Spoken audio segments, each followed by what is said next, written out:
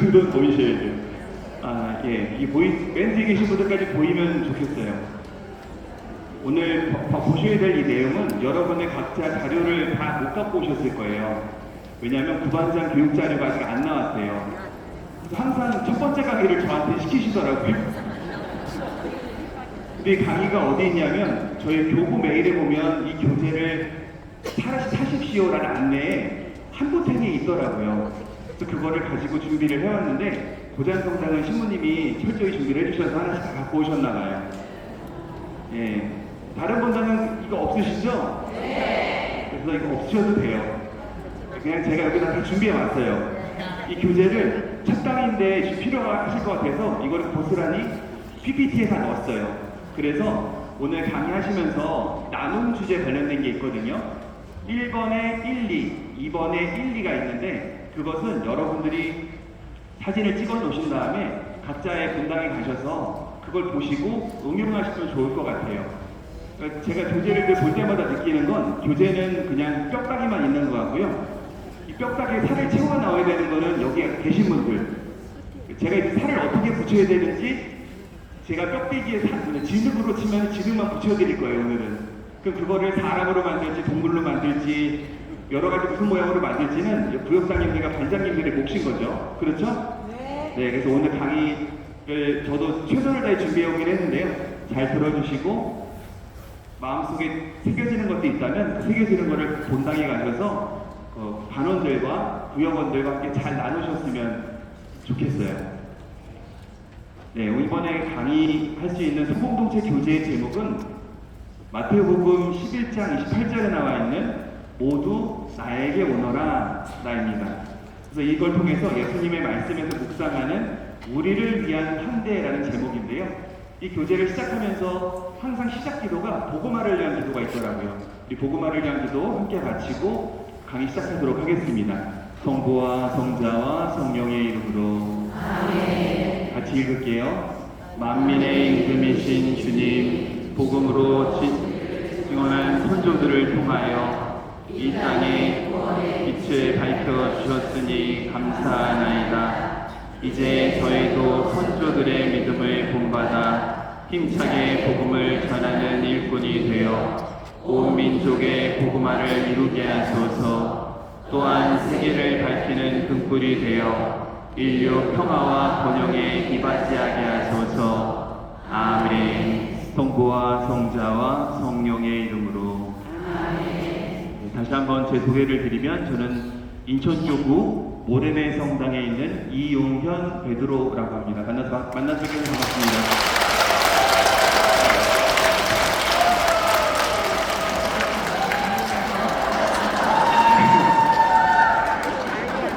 여러분도 손을 드셔야죠. 이렇게 손이 흔드셔야죠.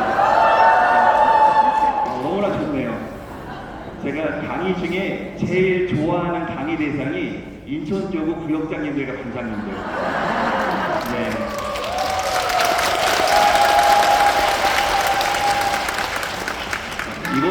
예.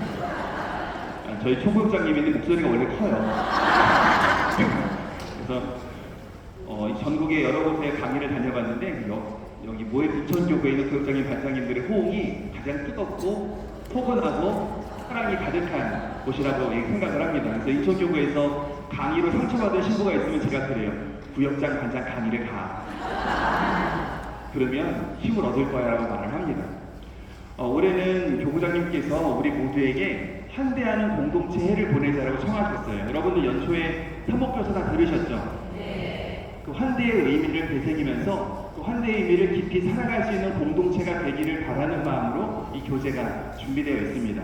이 교재를 가장 깊이 이해할 수 있는 것은 이 교재의 기획 의도를 알면 돼요. 제가 이 책을 다 읽은 건 아니지만 이 기획 의도에 이 책을 어떻게 진행할 것인지에 대한 내용이 고스란히 다 담겨져 있습니다. 그래서 이 단락을 함께 읽으면서 제가 조금씩 설명해 드리도록 하겠고요. 이 의도가 끝나고 난 다음에 강의를 진행하도록 하겠습니다. 먼저 교재 계획 의도를 한번 같이 한번 읽어보겠습니다. 같이 읽어볼게요. 우리나라에서 개최되는 세계 청년회는 청년 사목에만 국한된 것이 아니라 이 청년회로 교회 세신의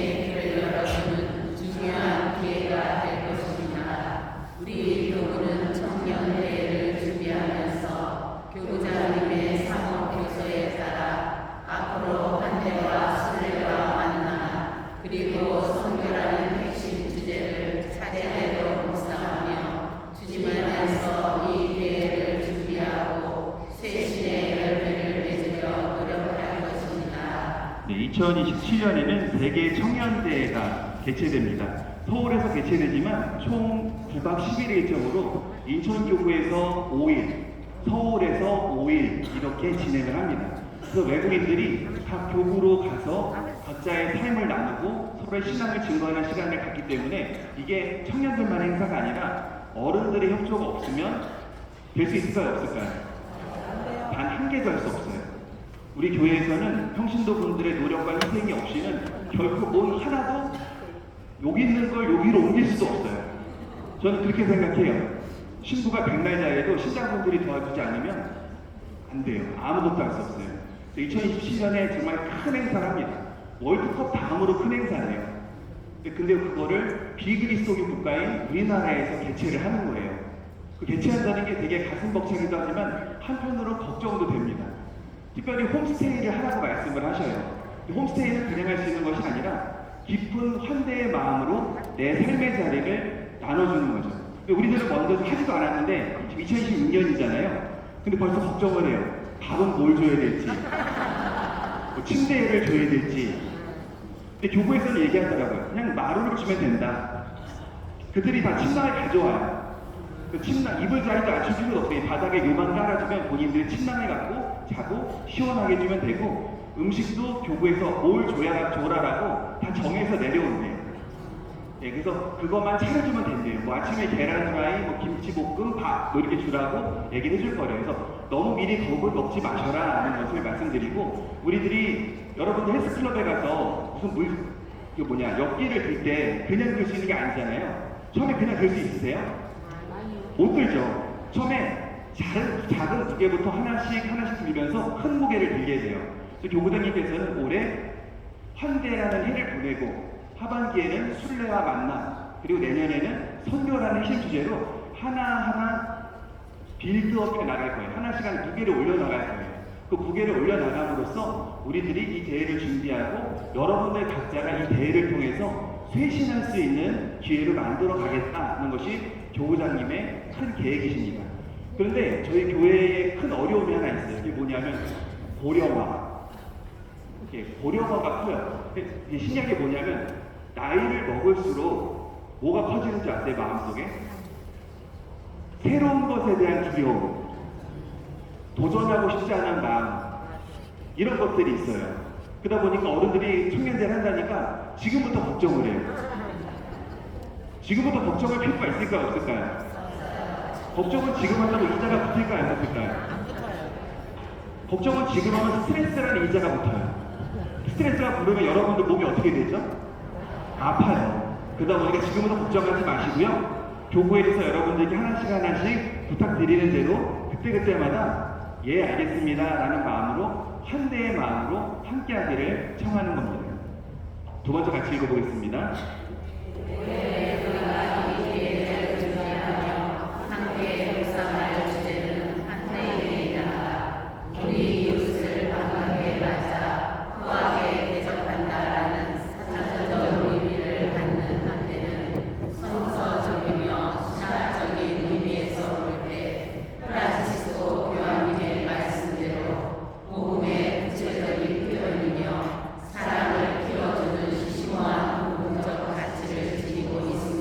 네, 여기까지만 읽어보겠습니다.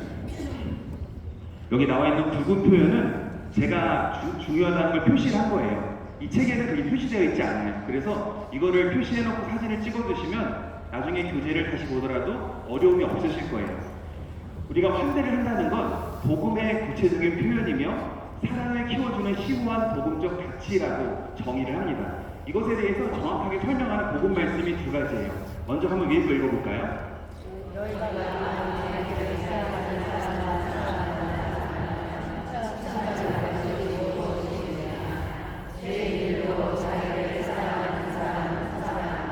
두 번째 읽어보겠습니다.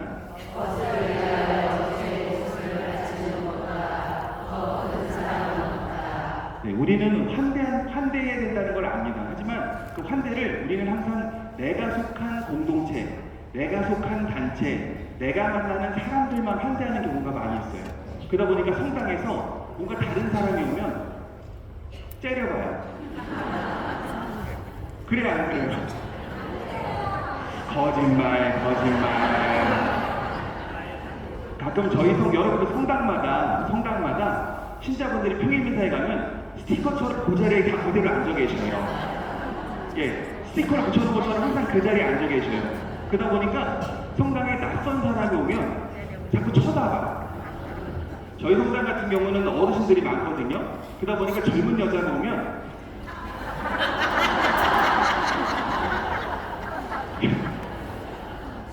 쳐다봐요. 저번에 제 아는 지인이 왔는데 여기 뒷덜미가 뜨겁더래요. 그래서 쳐다봤어. 왜냐하면 혹시 저 여자가 신부님 홀려갖고 데려가지 않을까? 네, 그런 생각이 있어서 환대하는 마음이 우선 내 마음속에 한번 걸러지는 거예요. 저 사람이 하느님을 만나러 왔겠지라고 생각하는 것이 아니라 신부를 홀려서 데려가지 않을까? 이런 생각이 없으시겠지만 그래서 우리는 항상 성당에서 활동하다 보면 내가 속한 사람들을 먼저 챙기는 경우가 있어요.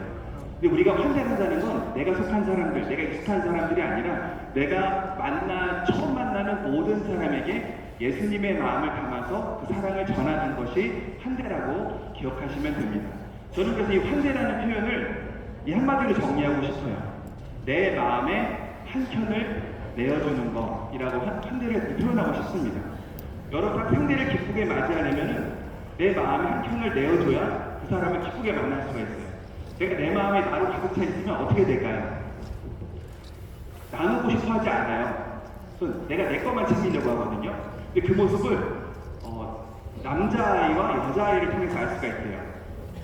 자녀를 키워보신 분들은 아시겠는데 어떤 영상인지 영상을 하나 보여드리도록 할게요. 어떤 게 환대의 마음인지.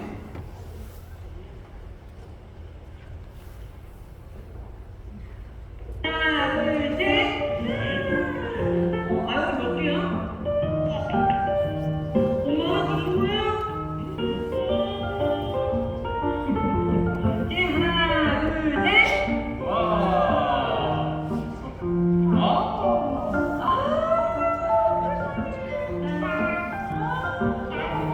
하나, 둘, 셋.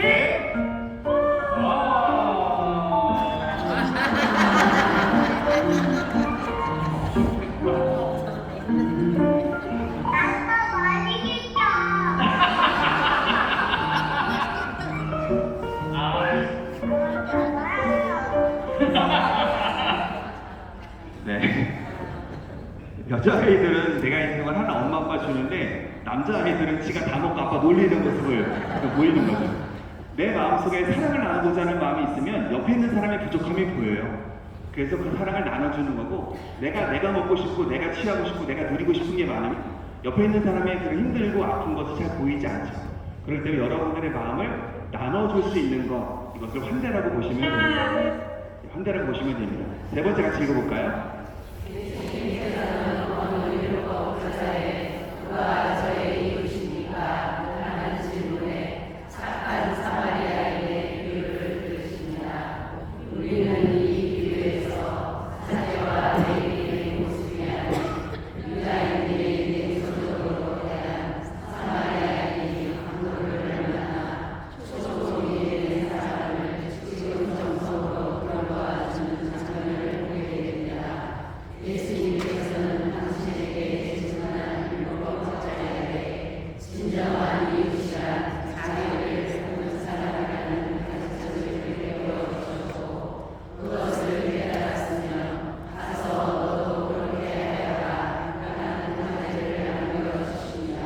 여기서 말하는 이웃에게 자비를 베푼 사람이라는 표현에서 자비라는 단어가 늘 기억을 해야 됩니다.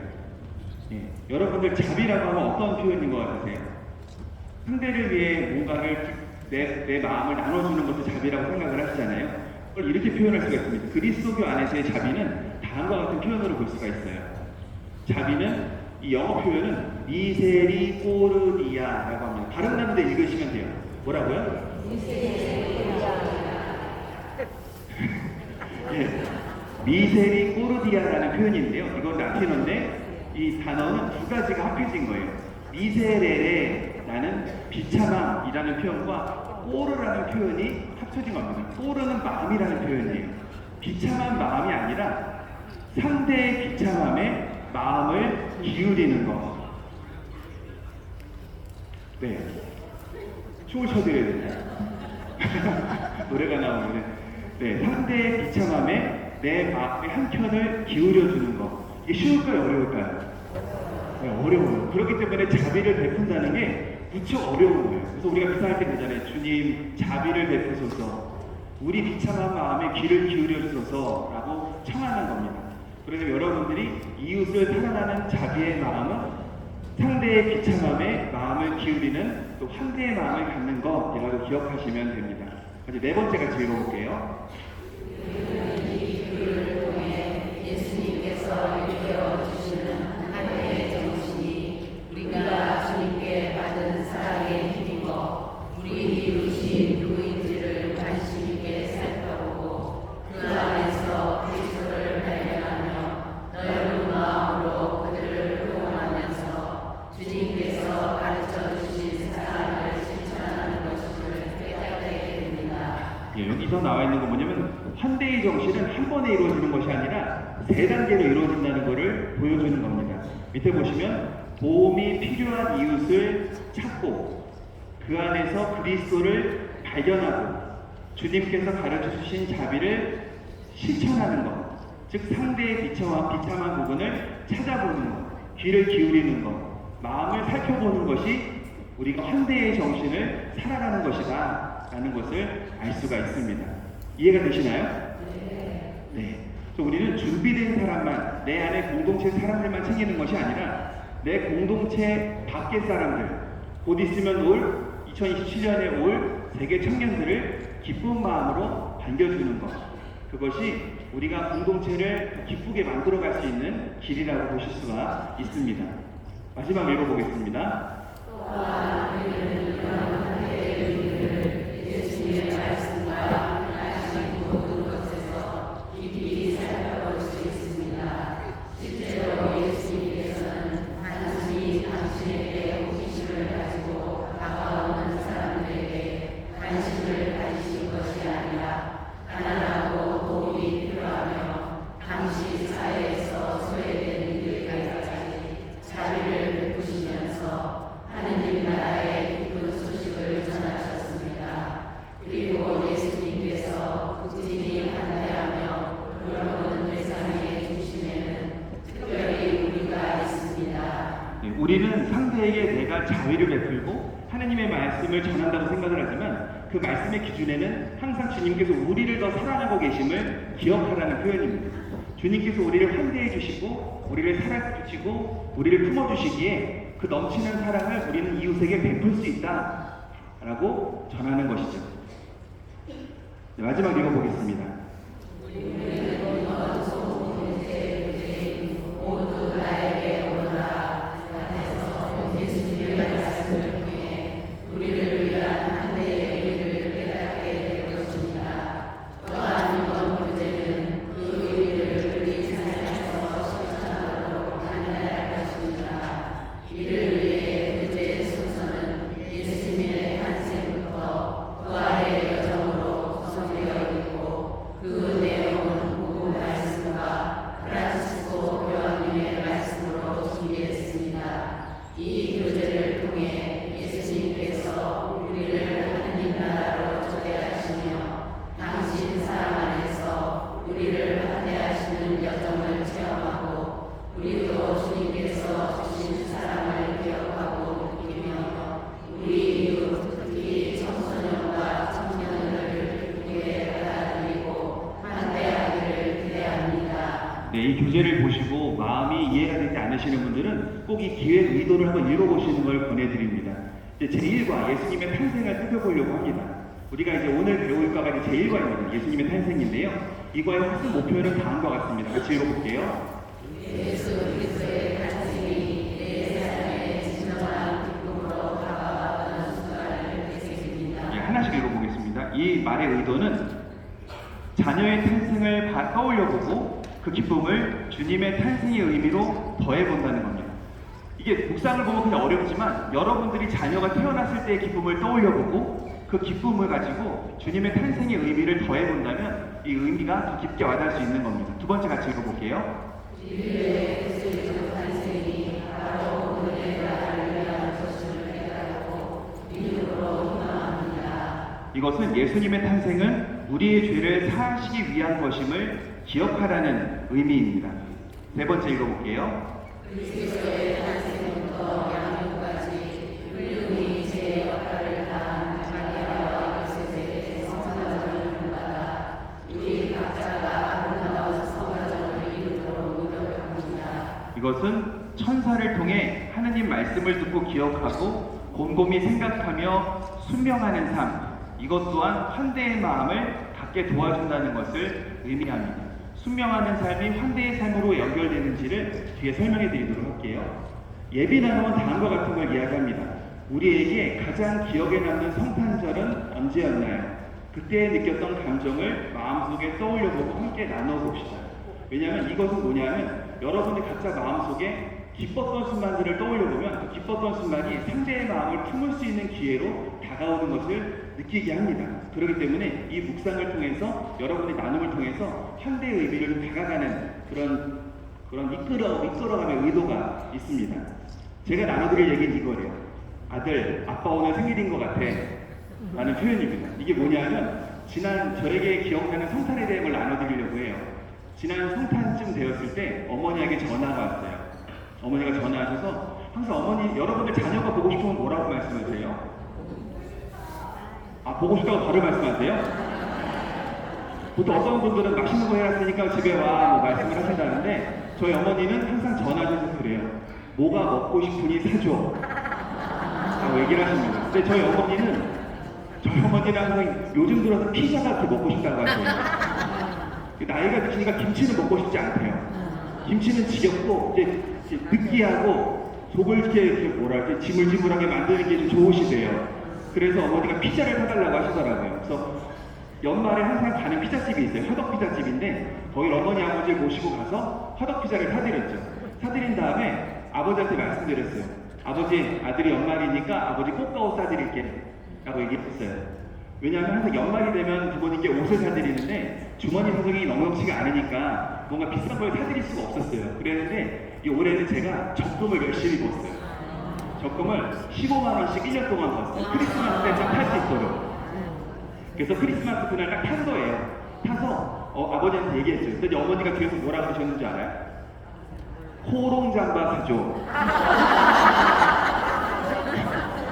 메이크를 딱 찍어서 코롱잠바 사줘 그러시더라고요. 그래서 주변에 물어보니까 내 돈으로 사 입기는 비싸고 남이 사주면 기쁘게 입을 수 있는 옷이 코롱잠바예요. 그래서 작년에도 어머니가 얘기하셨던 기억이 났었어요. 근데 제가 그때 돈이 없어가지고 그 옆에 있는 디스커버리 갔거든요. 좀 저렴이로 갔어요. 근데 이제 오늘은 어머니가 그 얘기 나오시지 알고 갑시다! 들어갔어요. 들어가자마자 아버지 어머니한테 그랬어요. 어머니 아버지 여기서 사고 싶은 거 다 사줄 돈은 없지만 그러니 어머니도 마음에 드는 거 하나 잡으시고 아버지는 마음에 드는 거 2개를 잡으셨어요. 아버지는 항상 옷을 입으실 때 제일 싼 거. 동생이 20년 전에 세준 장갑 지금 입고 다니세요. 안에 있는 그 솜털이 다 죽었어요. 거죽처럼 붙어 있는데 그거 입고 다니시는 거예요. 그래서 아버지한테 이날 사드리고 싶어갖고 데려갔더니 아버지가 이거 사고 싶으시다고 집을 여기가 서시길래 딱 집자마자 제가 적금 탔던 그 돈만큼이 딱 나왔어요. 그래가지고 두 분을 하나하나 사드리고 사진을 찍었더니 저렇게 좋아하시네요. 네.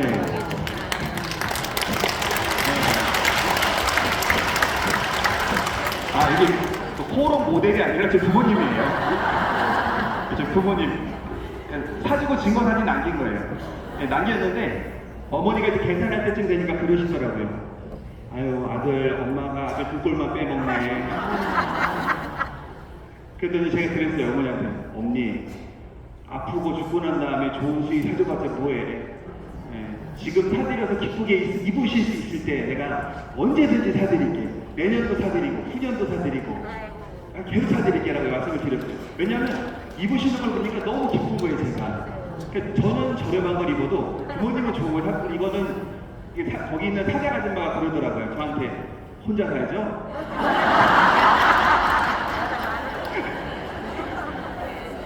아니, 혼자 사니까 해줄 수밖에 없는 거예요. 같이 살면 친정도 사주고 시댁도 사줘야 돼요. 그리고 부인한테 허락 맡아야 돼, 사줄 때. 남편이 마음대로 막 해줄 수가 없어. 그 마음대로 사주면 집에서 대판 싸우잖아요. 저는 그냥 해주실 수 있어요. 그래서 사드렸는데 아버지가 집에 오는 동안 그러시더라고요. 아들, 아빠 오늘 생일인 것 같아. 그러면서 막 옷을 막 계속 만지시고 집에 오셔도 잠바를 입고 안 벗으시는 거예요. 뭐 여기 앉았다, 저기 앉았다, 뭐 이렇게 하시면서 입으시길래 아버지 어머니의 모습을 보면서 저한테 가장 기뻤던 성탄의 기쁨이 올해였구나. 내가 갖고 있는 거를 나눌 때 부모님도 기뻐하시지만 내가 갖고 있는 재능과 말과 신앙을 신자분에게 나눌 때 신자분들 마음 안에 좀 더 하나님의 은총이 가득할 수 있겠구나 하는 것을 체험했던 순간이었습니다. 여러분들도 각자의 삶에서 이런 체험들을 나눠보시면 됩니다. 본 나눔은 다음과 같은 건데요. 본 나눔은 뭐냐 하면 예수님의 말씀이 있어요. 탄생한 말씀이 있는데 제가 말씀을 읽어드리겠습니다. 예수 그리스도께서는 이렇게 탄생하셨다. 그분의 어머니 마리아가 요셉과 약혼하였는데 그들이 살기 전에 마리아가 성령으로 말미암아 잉태한 사실이 드러났다. 마리아 남편 요셉은 의로운 사람이었고 또 마리아의 일을 세상에 드러내고 싶지 않았으므로 남모르게 파혼하기로 작정하였다. 요셉이 그렇게 하기로 생각을 붙였을 때 꿈에 주님의 천사가 나타나 말하였다. 다윗의 자손 요셉아, 두려워하지 말고 마리아를 아내로 맞아들여라. 그 몸에 잉태된 아기는 성령으로 말미암은 것이다. 마리아가 아들을 낳으리니 그 이름을 예수라고 하여라. 그분께서 당신 백성을 죄에서 구원하실 것이다. 주님께서 예언자를 통하신 말씀이 이루어지려고 이 모든 일이 일어났다. 곧 보아라, 동정녀가 잉태하여 아들을 낳으리니 그 이름을 임마누엘이라고 하리라 하신 말씀이다. 임마누엘을 번역하면 하느님께서 우리와 함께 계시다는 뜻이다. 잠에서 깨어난 요셉은 주님의 천사가 명령한 대로 아내를 맞아들였다. 그러나 아내가 아들을 낳을 때까지 잠자리를 같이 하지 않았다. 그리고 아들의 이름을 예수라고 하였다. 라는 말씀을 읽고 두 가지를 나눠볼 겁니다. 첫 번째로는 본 나눔인데요. 그럼 같이 읽어볼까요? 하느님께서 예수님의 양으로 떠나셨을 때 요셉에게 있어서는 이해되지 않고 받아들일 수 없는 현실 마리아의 부신을 맞아야 이에 하나님께서는 두려워하지 말고 마리아를 아내로 맞아들여라 라고 천사를 보내서 말씀하셨습니다. 요셉은 이 말에 자신의 모든 것을 하느님께 의탁할 수 있었습니다. 우리 자신도 요셉처럼 주님의 말씀에 순명하고 의탁했던 일이 있었습니까? 과거의 경험이나 현재의 삶을 토대로 이야기해 봅시다. 여기서 말하는 순명, 여기서 단어는 순명의 단어가 되게 중요합니다. 순명이라는 단어는 오베디레라는 표현입니다. 잊어버리셔도 돼요. 예, 순명이라는 단어는 라틴어로 오베디레, 한글로 쓰셔도 돼요. 오베디레라는 표현인데 땅을 부풀려, 몸을 수그려 최선을 다해 듣는다 입니다. 그냥 그 상사의 마음을 받아들이는 게 아니라 몸을 최대한 구부려서 그의 말을 듣는다는 것이죠. 즉 내가 듣고 싶은 대로 듣는 것이 아니라 그가 원하는 대로 듣고 실천하는 것을 순명이라고 얘기를 합니다. 우리 본당에서 가끔 제가 미사를 통합해서 할 때가 있어요. 10시 미사로 통합을 한다고 제가 말씀을 드리거든요. 그리고 주보에 한 달 동안 내요. 그냥 어르신들이 많아서 자꾸 틀리시니까 한 달 동안 안내를 합니다. 그리고 한 달이 지나서 미사를 시작해요. 그러면 꼭 11시에 들어오시고 9시에 미리 와 계셔요. 제가 가서 왜 이렇게 일찍 오셨어요? 그러니까 어르신이 그러시더라고요. 신부님 왜 봉지를 안 하시는 거예요? 그럼 제가 이렇게 표정을 똥단지 같은 표정을 짓죠. 그리고 제가 말씀드려요. 한 달 전부터 주보에 봉지를 해드렸는데 못 봤습니다.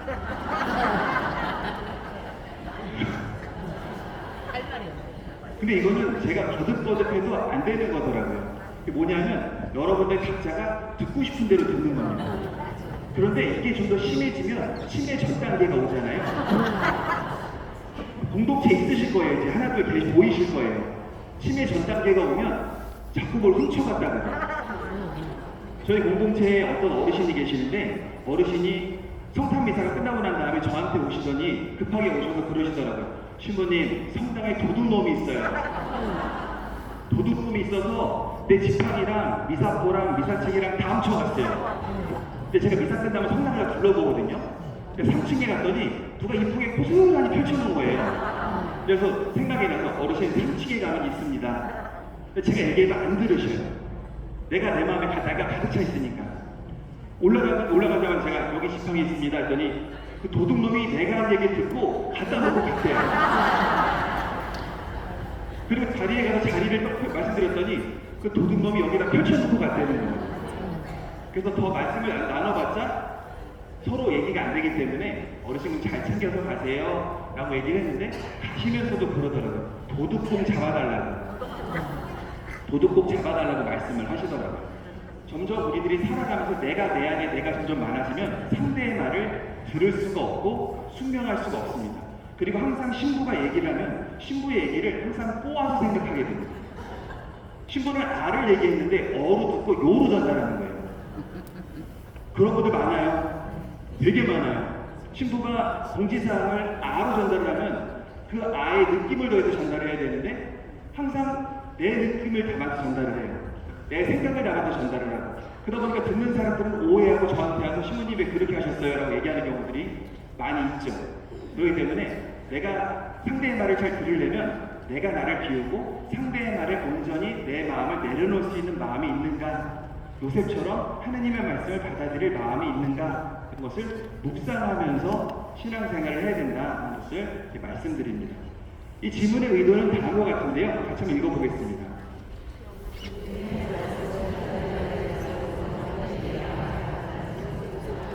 요셉도 천사의 말씀, 주님의 말씀을 기쁘게 받아들였습니다.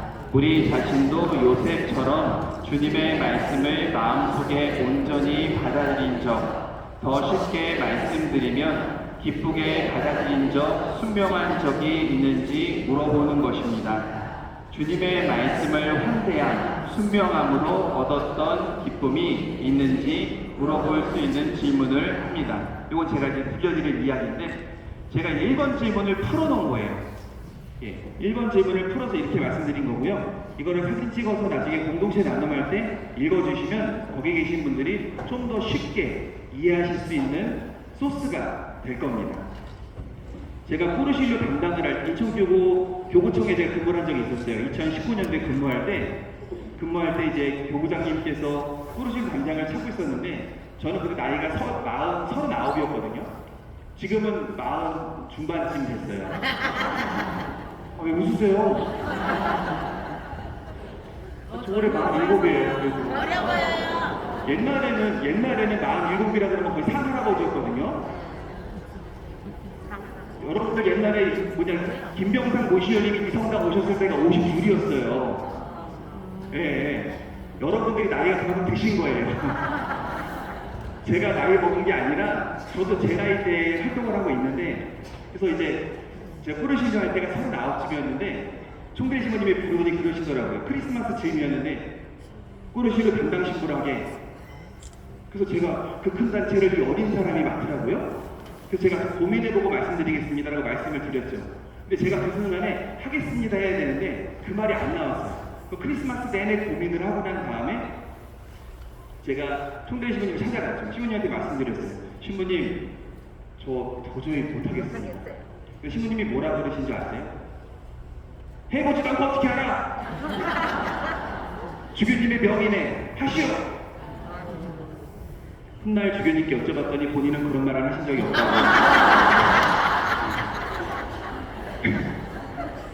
참 주교님의 말이면 다 되는 것 같아요. 본당에서도 신자분들 간혹 말 통하거나 부탁할 때 말 안 되면 신부님이 시킨 것인데 이렇게 얘기하는 경우가 있죠. 잘 신부님께 물어보세요. 아닐 수도 있어요.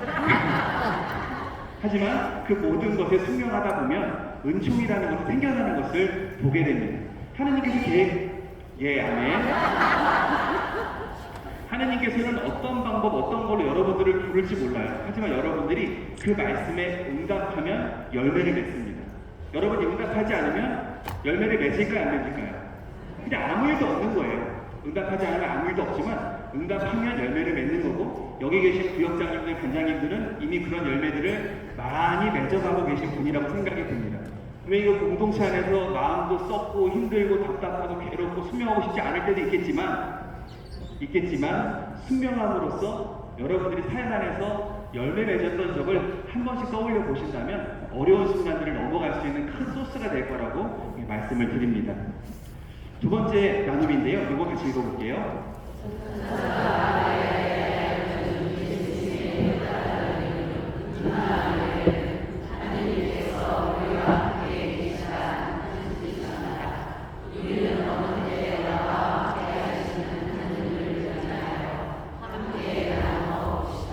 이 질문의 의도는 다음과 같습니다. 이건 제가 풀어놓은 거예요. 같이 읽어보겠습니다.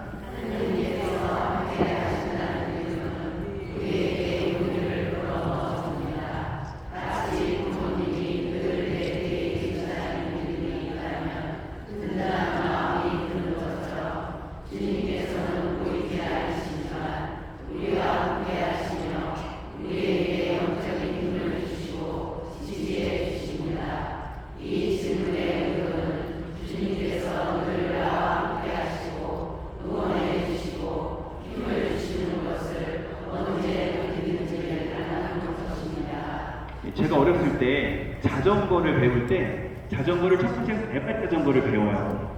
레발을 열심히 타고 다니다가 두 발을 띄고선 아버지가 자전거를 알려줄 때 뒤에서 잡아주세요. 뒤에서 잡아주시면 힘이 나서 천천히 가요. 근데 한참 가다 보면 어느 순간 아버지가 놔요. 그럼 잘 갈 수 있을까요? 없을까요? 처음에 넘어져요. 처음에 넘어져요. 왜냐하면 뒤를 쳐다보니까 아버지가 날 안 잡고 있네 라고 쳐다보다 넘어져요.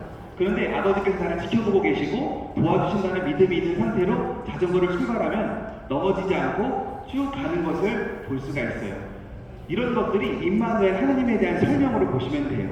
그 두 번째로는 뭐냐면 제가 보좌신부 때 말씀을 하나 드릴 수가 있어요. 저는 여기 앞에 뒤에 계신 구월동 성당에서 2010년도에 보좌 생활을 했어요. 2010년도에 신부가 되고 보좌신부 생활을 했는데 당시 계셨던 신부님께서 제가 본당에 전입하자마자 이런 말씀을 하시더라고요. 자네, 나는 강론을 40년 동안 했으니 앞으로 강론은 자네가 다 하게. 제가 뭐라고 했을까요? 예, 맞아요. 신부님, 제가 한번 최선을 다해서 해보겠습니다. 예, 말씀을 드렸어요. 그리고 강론을 열심히 했죠. 했는데 초임 신부가 강론을 열심히 해봤자 이게 힘에 부치는 거예요. 특별히 부활 시기가 들어가면 빵 타령을 해요. 생명의 빵 있잖아요. 나는 생명의 빵이다를 일주일 또동 해요. 나는 생명의 빵이다. 나를 먹는 사람은 없어지지 않을 것이며 그 말을 계속 하다 보니까 너무 어려워서 제가 신부님께 말씀드렸어요. 신부님, 강론 한 번만 해주시면 안 될까요? 신부님이 뭐라고 하셨을까요? 어려워? 그래서 너무 어려워서 열심히 못하겠어요. 내가 도와줄게. 몇 번 해줄까? 5번만 해주세요. 신부님이 10번 해줄게. 라고 말씀을 하셔서 신부님에게 티키타카가 됐던 그 신간들이 떠올라요. 신부님은 제가 강론을 하거나 본당 사목을 하거나 신자분들을 만날 때 단 한 번도 잔소리를 하지 않으셨어요.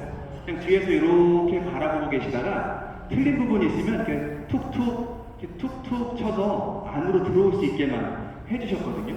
저는 어르신이라면, 나를 사랑하는 사람이라면, 나를 존중하는 사람이라면, 나와 함께 해주는 사람이라면 내 삶에 깊이 관여하는 사람이 아니라 뒤에서 이렇게 살짝 건드려주는 사람, 그런 사람이 돼야 되겠다는 생각을 하게 되었고, 그런 임마누엘 하나님의 모습이 이런 주임 신부님의 모습 같지 않았을까, 또 뒤에 자전거를 잡아주는 그런 아버지 같은 모습이 아닐까 하는 생각을 하게 되었습니다. 예, 다음으로는 2번 질문입니다. 2번 들어가는데요. 2번은 제가 이걸 다 읽기가 힘들지만 여기 보좌성당 신자분 다 읽어주십시오. 책이 있으시니까 이 말씀을 다 읽어주십시오. 같이. 그 무렵 제가 읽겠습니다. 그 무렵 아고스토스 황제에게 칙령이 내려 온 세상에 호족 등록을 하게 되었다. 이 첫 번째 호족 등록은 쭉 읽고 예수님께서 태어나는 장면을 복음이 보여주고 있는 거예요. 읽으면 시간이 오래 걸려서 보여주고 있는 건데, 이 질문에 대한 것들이 두 가지가 있습니다. 여러분들 질문을 읽어드릴게요. 여기 읽어보겠습니다. 1번 질문 같이 읽어볼게요. 탄생의 기쁜 소식을 처음 듣게 된 이들은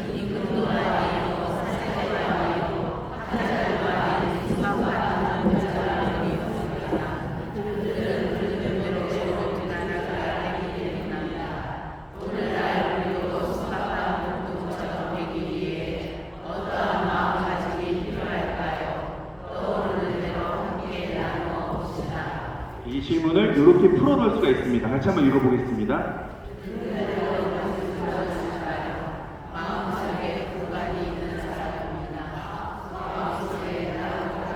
사람입니다. 마음속에 나로 가득 찬 사람은 상대의 말을 듣지 않습니다. 우리가 주님을 체험하기 위해서는 항상 마음을 비워야 합니다. 복음에 나오는 목동들은 있는 그대로 믿는 이들, 즉 마음이 비워진 이들이기에 주님을 만나게 되었습니다. 우리도 마음을 비우고 주님을 확대하기 위해 어떤 마음을 가져야 하는지 돌아보는 시간입니다.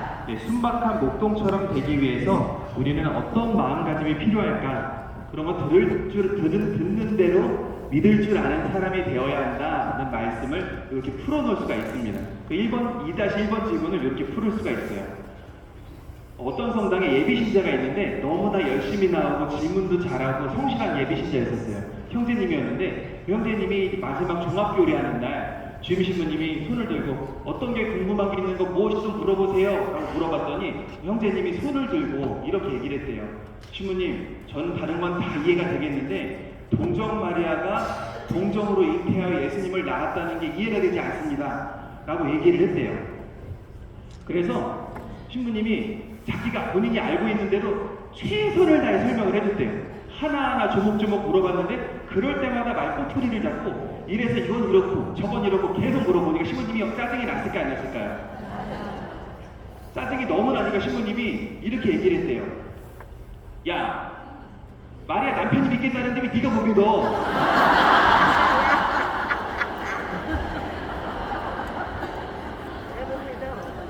앞으로 예수님의 성모님의 탄생에 대해서 궁금해하는 신자분들이 계시다면 왜 남편도 믿는데 왜 당신이 못 믿습니까? 네, 라고 답해 주시면 돼요. 너무나 현명한 답 아닌가요? 네, 그래서 알고 지혜는 얘기가 아니라 있었던 얘기를 들려드리는 거예요. 네. 왜 남편이 믿는데 왜 네가 못 믿어? 근데 요셉이라고 생각이 없었을까요? 아닙니다. 요셉도 분명히 생각이 있는 사람이고 그 생각을 드러내고 싶지 않았기 때문에 예수님의 말씀을 받아들였던 사람이고 예수님의 말씀을 예수님이 아니죠. 하느님의 말씀을 온전히 받아들였기 때문에 예수님을 세상에 태어날 수 있게끔 도와주는 다리가 되었습니다. 그건 뭐냐면 내가 알고 있는 것을 비웠기 때문에 하느님의 말씀으로 채울 수가 있던 것이죠. 여러분들도 이런 들은 대로 믿을 줄 아는 사람이 되기 위해서는 내가 생각한 것을 말하려고 노력하는 사람이 아닙니다. 여러분들 가끔 주변 분들과 자매님들과 막 대화하다 보면 저는 자매님들과 대화하다 보면 신기한 게 뭐냐면 서로 막 얘기해요. 그냥 막 얘기, 설명이 되는 게 아니라 그냥 막 얘기하는데 또 얘기가 돼. 막 얘기하는데 얘기가 막 돼. 그리고 더 중요한 건 뭐냐면 이미 상대가 얘기할 때 내가 말할 거를 생각하고 있어. 그리고 내가 떠오르는 게 잊어먹기 전에 야 잠깐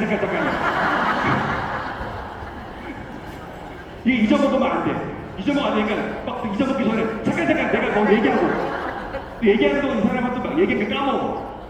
대화가 될까요 안 될까요? 안 돼요. 이 사람이 대화가 되는지 안 되는지는 그냥 온전히 들어주는 사람이 필요해요. 신기한 게 뭔지 아세요? 여러분들 어느 모임을 가거나 단체 모임을 가거나 얘기를 들을 때 충분히 얘기를 듣고 온 날은 내가 말은 많이 못했지만 집에 오면 마음이 풍요로워요. 근데 내가 하도 말을 많이 한 날은 집에 들어오면 후회가 생겨요. 왜냐면 쓸데기 없는 걸 많이 들어놨으니까. 그리고 말이 많아지면 실수를 하게 돼요. 그렇기 때문에 어디를 가셔든 이 목동들처럼 난 아무것도 모르는 사람이고 예수님의 모습을 온전히 담는 사람입니다 라는 것을 마음속에 담아보시는 것을 권해드리는 질문인 것입니다. 2번 질문 같이 읽어볼게요.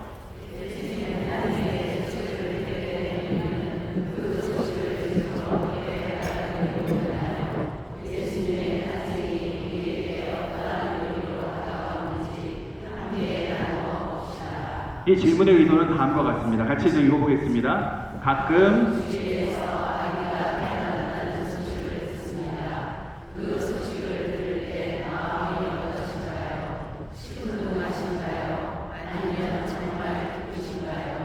이런 감정의 기준은 항상 나를 중심에 두기 때문에 그렇습니다. 나랑 관련이 있는가 없는가. 하지만 예수님의 탄생은 주님께서 나를 중심에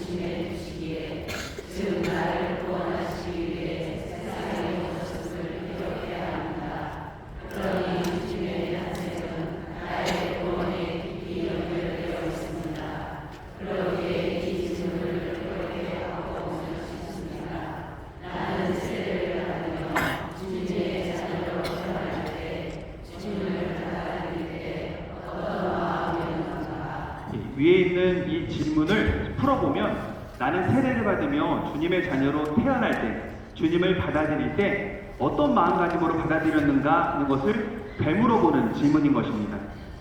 저는 이 질문을, 이번 질문을 묵상하면은 이때가 떠올라요. 뭐냐면, 예수님을 어떻게 받아들이고 있는가, 예수님의 기쁜 소식이 나한테 어떤 느낌인가 라는 것을 받아들일 때 이번 대림판공 때가 떠올랐어요.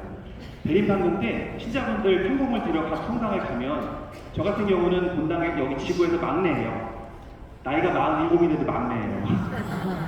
그만큼 나이 드신 분들이 많다는 거죠. 막내인데 그러다 보니까 저는 총 8개를 판공 주러 가야 돼요. 8개 본당을. 성탄 전주 2주 동안 매일 오후 4시까지 가서 오후 4시에 가서 판공을 9시까지 주고 와야 되는 거예요. 근데 본당일이 없는 게 아니잖아요. 10시에 미사를 봉헌하고 점심을 먹고 저희 성당에는 대림시기 기도를 본당 식구가 가서 어려운 사람 가정이랑 함께 기도하는 게 있었어요. 그 때문에 제가 가서 기도도 함께 묵주 기도도 하고 와서 갈 준비해갖고 차를 타고 출발하면 딱 도착하면 묵주 기도 판공사를 주는 거예요. 근데 그걸 2주 내내 하니까 몸이 너무 힘든 거예요. 몸이 부서지는 것 같이 힘든 느낌이었고 성탄이 다가오는 게 전 빨리지 마라, 나 좀 쉬게 좀 빨리지 마라 이런 마음이 있었어요. 근데 성당에 어느 날 이제 판공사사 끝나고 너무나 지친 마음으로 성당에 와서 앉아갖고 그냥 십자가를 바라보고 있는데 문득 그 생각이 들더라고요. 나는 이 성탄이 기쁜가? 내가 기쁘지 않다면 어떤 게 기쁘지 않을까? 라고 생각을 했다가 찾았어요. 왜 기쁘지 않은지를. 그거는 신자분들을 판공줘서도 아니고 제 몸이 힘들어서도 아니었어요. 제 영혼이 깨끗하지 않았기 때문에 그랬던 거예요. 제가 신자분들한테는 판공봉사를 보라고 말씀을 드렸어도 저는 판공봉사를 안 받던 거예요. 제가 내적 준비가 안 돼 있으니 신자분들한테 에너지를 드리는 게 아니라 오히려 제가 뺏기고 있다는 생각을 하고 있던 거고, 제가 깨끗하지가 않으니 신자분들한테 좋은 모습을, 에너지를 드릴 수가 없던 것들을 알게 됐어요. 그 생각을 알자마자 빨리 교회 성사를 보고 마음을 준비하고 성탄을 맞이하니 너무나 기뻤던 순간들이 떠올랐습니다. 그랬더니 예수님의 탄생이 조금 더 기쁘게 와닿았던 체험들이 있었던 것이죠. 여러분들도 그런 삶의 체험들을 이 묵상을 통해서, 이 나눔을 통해서 한번 나눠보는 시간을 가져보시면 됩니다. 그럼 예수님께서 왜 우리에게 오셨을까라는 것에 대해서 가톨릭 교회 교리서 456장부터 460장은 다음과 같이 설명하고 있는데요. 우선 제가 하나씩 설명해 드릴게요. 1번 질문에서는 제일 중요한 게 저희 인간을 위하여, 저희 구원을 위하여 예수님께서 오셨음을 기억하는 겁니다. 예, 찍으실 분들 찍으시고, 요 붉은 글씨는 제가 표시해 놓은 거예요. 이게 제일 중요한 문장이어서 해놨고요. 두 번째로는 우리를 하느님과 화해시켜 구원해 주시고자 이 땅에 오셨고, 세 번째로는 우리가 하느님의 사랑을 깨닫게 하시려고 이 땅에 오셨고, 네 번째로는 우리에게 거룩함의 모범을 보여주시려고 이 땅에 오셨으며, 마지막으로 하느님의 본성에 참여할 수 있게끔 도와주시고자 이 땅에 오셨음을 기억하게끔 합니다. 예수님께서 왜 우리에게 오셨는지에 대한 명확한 인식을 갖고 난 다음에, 알을 갖고 난 다음에 마지막에 갈무리라는 걸 하고 우리 각자의 다짐을 써보는 건데요. 여러분들이 집에서 예수님의 탄생을 맞이하기 위해, 주님을 환대하기 위해 어떠한 준비를 할 수 있는지 각자의 다짐을 써보는 게 맨 마지막에 있어요. 이거 하실 때는 구역장님들, 반장님들은 신자분들이 여기다 뭘 쓸 수 있게끔 시간을 잠깐 배려해 주시는 시간들을 가지셨으면 좋겠습니다. 네, 벌써 마칠 시간이 다 됐습니다. 시간이 빨리 가죠? 네. 이제 2027년 세계 청년대회가 얼마 남지 않았는데요. 이 소공동체 교제를 통해 각자의 구역 안에서, 반 안에서 여러분의 삶을 나누고 신앙을 나누고 서로 환대할 수 있는 마음을 청하고 구해 얻으면서 세계 청년대회를 잘 준비하셨으면 좋겠고요. 오늘 이 교육을 마무리 지으면서 항상 이 교제에서도 마지막 마친 기도는 2027년도 세계 청년대회 공식 기도문을 하라고 말씀을 하고 있습니다. 그래서 여러분은 오늘 마친 기도로, 이 마친 기도 마치고 잠깐 화장실 다녀오신 다음에 11시부터 함께 봉헌하시도록 하겠습니다. 마친 기도 함께 봉헌하고 이 강의 마치도록 할게요. 성부와 성자와 성령의 이름으로 아멘. 젊은이를 사랑하시는 주님, 저희를 주님의 무한한 사랑과 자비로 초대해 주심에 감사드립니다.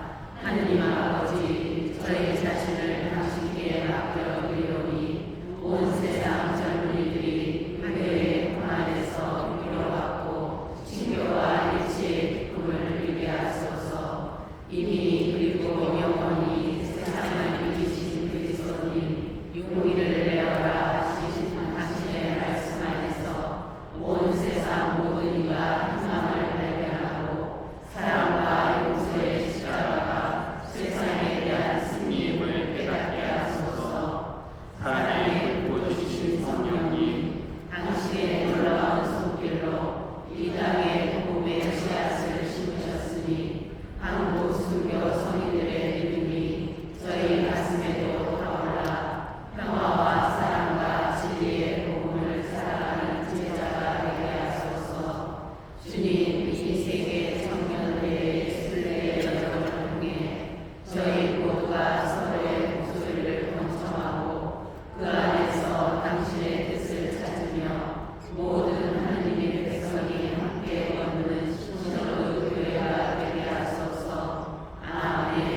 자비와 평화의 모이시여 저희를 위하여 빌어주소서. 서울 세계 청년대의 주보 성인들이여 모든 젊은이들을 위하여 빌어주소서. 아멘. 성부와 성자와 성령의 이름으로 아멘. 들어주셔서 감사합니다.